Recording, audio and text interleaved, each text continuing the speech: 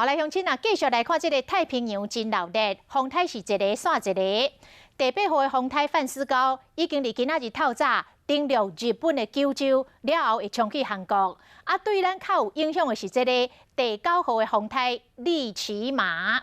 目前伫咧台湾东南边的海面上，豆豆往北边咧刷动，因暗度可能会增强为中度风台。啊，因为太平洋高压增加强度，甲这个风台往咱台湾这边杀过来，所以无排除这个风台会怎直接冲入来台湾。拜4、拜5是风台上接近台湾的时阵，讲未来发布到陆上风台警报的几率是一半50%。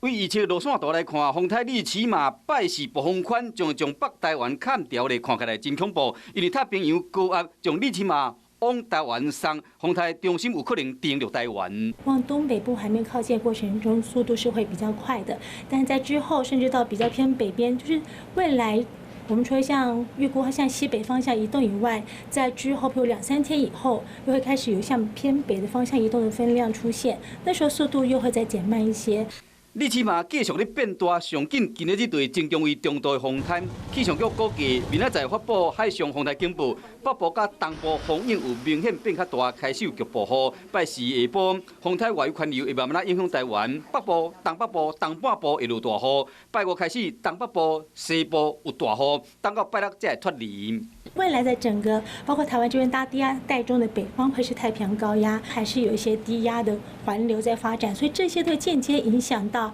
利奇马台风它对我们接近的速度以及方向。